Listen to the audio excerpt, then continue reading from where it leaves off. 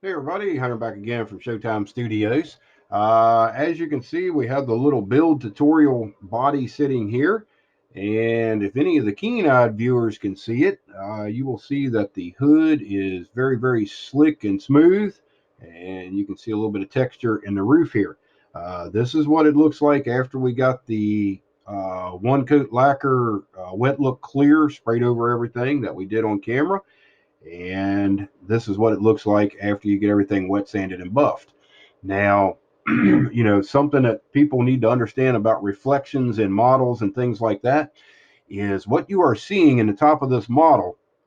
Even though this part here may look pretty shiny, um, and this part looks pretty shiny, if you look at these dots that are right there, you'll see two dots there, two dots there, and two dots there. And then you'll see kind of like a trail of light in between them. What that is my LED light that's up over top of the workbench here. And you're actually seeing the individual LEDs reflecting in the hood of this model. And there's a bulb, one there, one there, one there, and one there. If you move back here onto the roof of the model, you can see a strip of light with some broken bands in it. And what that is that same LED light that's up here. The distance didn't really change that much between the model and the light. It only changed by the height of the windshield here that puts us closer to it. And that is the difference between a shiny model and a model that has been wet sanded and buffed. You can see the difference in the hood, plain as day, very clearly. And this still needs one more step done on it yet that I haven't got around to. But we'll hold it up here and let you look into it. You can see the reflection. There's that light assembly I was talking about. Now you can still see a little bit of haziness in this. We're going to take care of that next. But we've got it looking pretty good. I mean, it's coming out now. The two little strips of light you see down there at the very bottom, right over top of my thumb, that is actually the LED assembly that's up at the very top of my ceiling that lights up the hobby room. And then this at the other side of the hood there, that is the LED assembly that's over top the workbench. So that's the reflection that we're getting off of the hood once we wet sand it and buff it. Now that whole series is coming up. We're going to do a series on wet sanding and buffing, just to show everybody, my steps and how I go about doing that.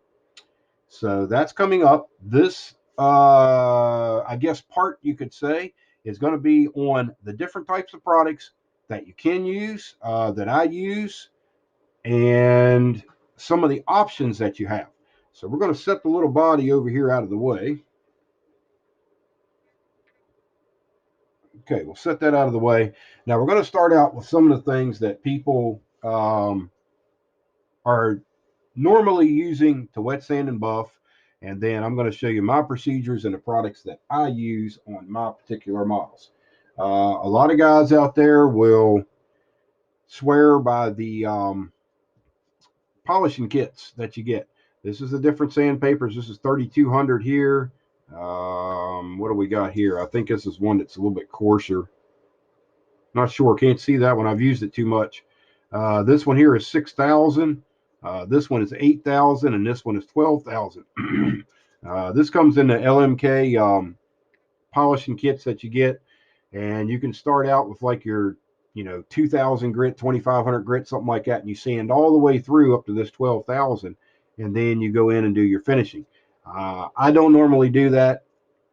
I use these pads for different things, and it seems to work out pretty good for my technique. But if you want to go through all the sanding steps with one of these polishing kits, it will work. It is time consuming. You have to go through each one of these grits up to 12,000, wet sanding it, and it can be very time consuming, but it does work. So that's one option that you have. And then some people will come in with just your normal wet and dry sandpaper. This is the 3M stuff, 2500, and they'll dip this in some water and wet sand that way. Another procedure that works very well. Normally, if I use this, I'm starting at about 2000, and I'll use compounds from that point on. wet sand to get everything nice and flat and smooth with the 2000 grit. And sometimes I'll move to the 2500 and do that. And then I'll move on right to the polishing compound. So that's another item that you can use. Definitely nothing wrong with it. It does work. And then once you get everything smooth on the body, whatever sandpaper you decide to use, normally I've been using the sanding sponge a lot. I have these in 3000, which is this one. I also have it in 5000. Works very well. That will also get you smooth. It'll get the paint, down to a nice, smooth, flat finish, and then you can start using your compounds from there. So any one of these sanding, procedures that you want to use is perfectly fine.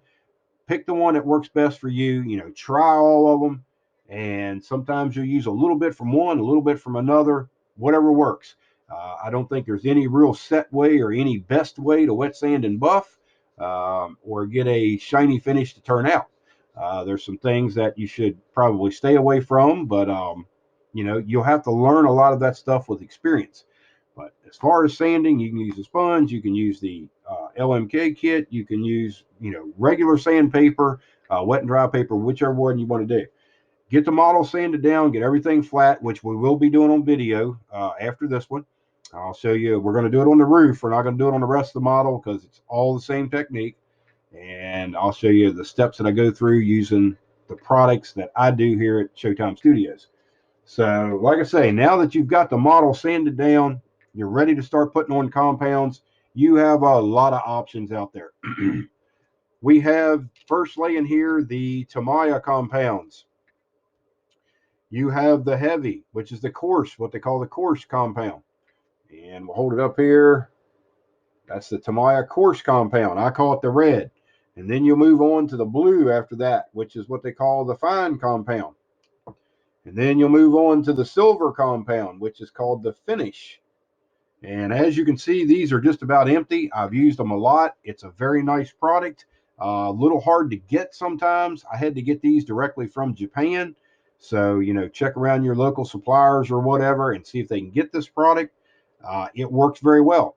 If you've got your body sanded with, say, 2500 or 3000, you can go in with the red, go over it and buff it with that. Then you move on to your fine, and then you would finish up your compounding parts with your finish, which is the silver. So these products work. Do I recommend them? Yes. Give them a shot, see what you think. This is something that I used in the past, and every now and then I'll go back to it. But I've since my last wet sanding and buffing videos, I've come across some products that I'm using more on a regular basis now, that I'm not spending as much money for or really have to wait for them to come in because I have them right here in the garage and or in my garage, and then I'll bring them into the hobby room. So the Tamiya compounds are definitely worth the money. They're a little expensive, but they do work, and it's a very good system. Next up we have, I'm sure everybody knows about, is the line of Novus products. And you will have the green, which is the heavy scratch remover.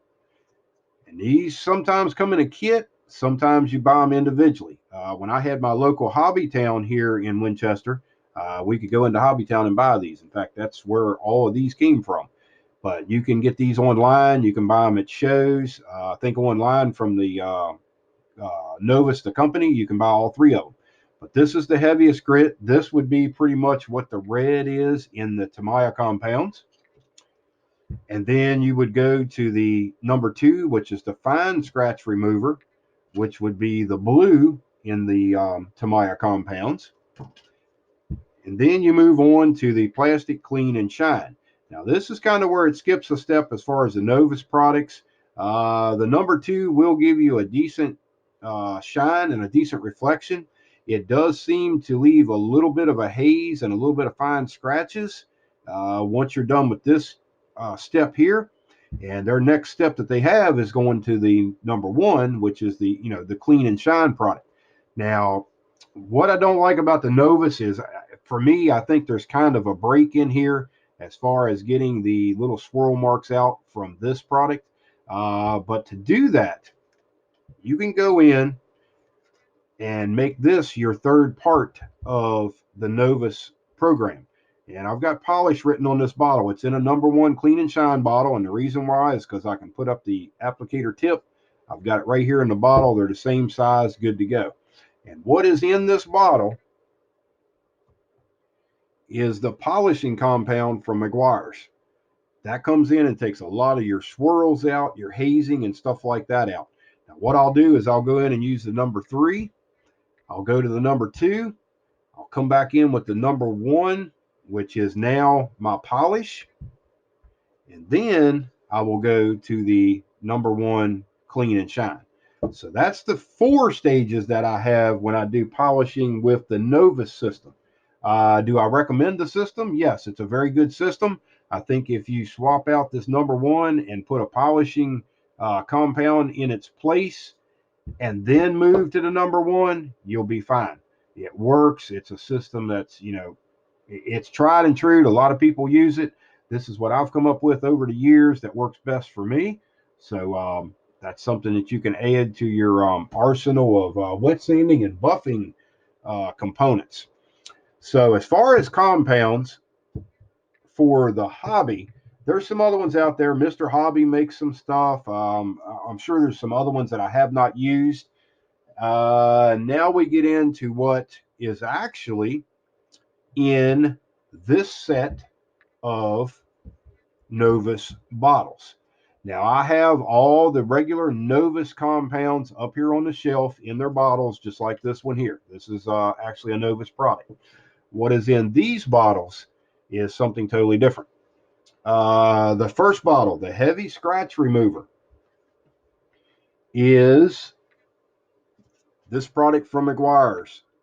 It's the Diamond Cut 2.0 Mirror Glaze. And as you can see on the scale over here, it is made for a heavy cut.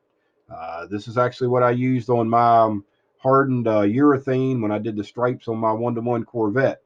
This is the same products that I used to buff that out. And I've been bringing them in and putting them in these Novus bottles for a while now. And like I say, sometimes I'll use a combination depending on what I'm doing, what I'm trying to get out. But this is what I use to begin with, the #3. This would be the heavy step. And then we move on to the #2, and that product is the Meguiar's medium cut cleaner. And as you can see on the scale, it only goes up to a 7, where the other one went to a 10. And this is a very good product also. And one of the reasons why I do this is because I can buy this product here for about $9, right around in that neighborhood, for this big container. And compare that to, this little thing of Novus. This goes a long ways. We have 2 fluid ounces in here. We have 16 in here. So, Novus is not really expensive if you want to stay with that program. But if you want to try something that works for 1-to-1 car stuff, it works on, catalyzed paints and stuff like that, it's a very good system to use. So the #2 is the medium cut cleaner. And then, of course, I've already told you that we have the polish in here, and the polish is the polishing compound from Meguiar's. Now, Meguiar's also makes a machine polishing compound that's basically this, but it's made to work with a machine. This is the stuff that's made to work by hand as far as the polishing part of it. And next, so that's basically another option that you have to use for wet sanding and buffing. It'll work. It's a little bit cheaper to buy it in the bigger bottles like that, so that's another option. I'm trying to throw everything out there that I can to let everybody know, the products that I use, what I've used, what works the best. This system here with the Meguiar's works very well. Does it work better than the Tamiya or the Novus? I wouldn't say it works better. It's probably about the same. It's just cheaper in the long run. So once you get everything compounded and you're up to the point of putting a wax on, you have several different options for that. We have the treatment model wax. This is something that Don Yost recommended years ago. This stuff does work very well. In fact, I have it in a big tub, and this is what it looks like when you get it in the tub.